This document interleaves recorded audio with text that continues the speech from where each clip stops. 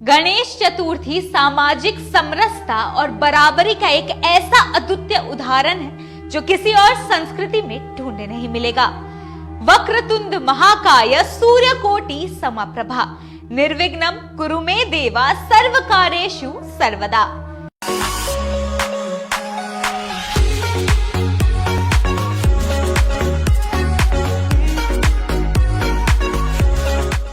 नमस्कार, मैं हूं मालविका और आप देख रहे हैं खबर समय। गणपति बप्पा की लंबी सूंड सिर्फ पौराणिक ही नहीं बल्कि भविष्य का एक सिरा भी छू रही है। आने वाला कल का भव्य महल कैसे निर्मित किया जाए, इसका पूरा मैनुअल है बप्पा। आज हम ऐसे ही कुछ प्रैक्टिकल क्वालिटीज के बारे में बात करने वाले हैं। एक ऐसा गुण जिससे हमारे नक्षत्रों की तरह उज्जवल और हमारे आने वाला कल को आलीशान बना सके। लेकिन उससे पहले क्या आपको पता है कि गणेश जी को एक दंत क्यों कहा जाता है? अगर हाँ तो कमेंट में जरूर बताएं, लेकिन अगर नहीं तो गौर से सुनिएगा। बात उस समय की है जब महर्षि वेद व्यास महाभारत को लिपिबद्ध करने वाले थे, यानी वह संसार के सबसे बड़े यथार्थ को एक पुस्तक का रूप देने वाले थे।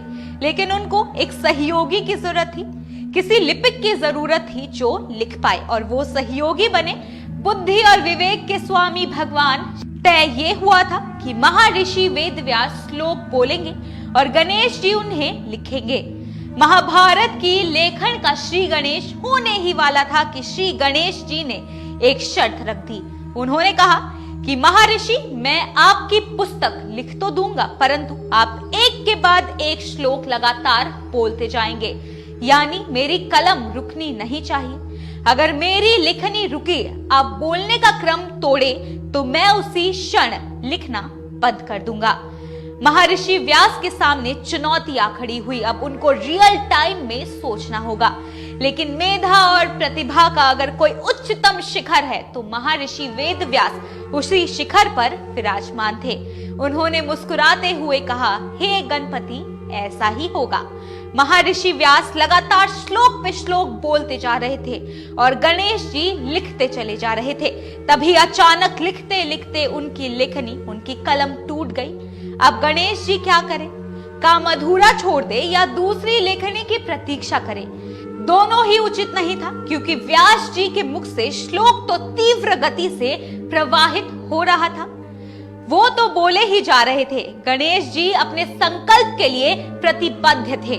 उन्हें रुकना स्वीकार नहीं था। क्षण भर सोचा और मुट्ठी में दबाकर अपनी गज दंत, अपने दांत कड़कड़ाते हुए तोड़ दिया।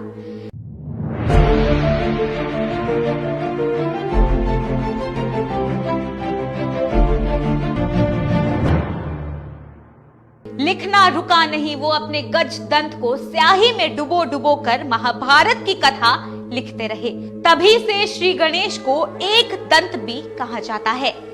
ये है श्री गणेश की अपनी कर्म के प्रति प्रतिबद्धता, उनका कमिटमेंट। ये कितना बड़ा पाठ, कितना बड़ा सबक है हमारे लिए, हमारे करियर, हमारे सफलता के लिए। संकल्प की सिद्धि से पहले कोई विराम नहीं, कोई आराम नहीं। उठो, जागो और तब तक ना रुको जब तक लक्ष्य हासिल ना हो जाए। आप सभी को श्री गणेश चतुर्थी की आकाश भर शुभकामनाएं।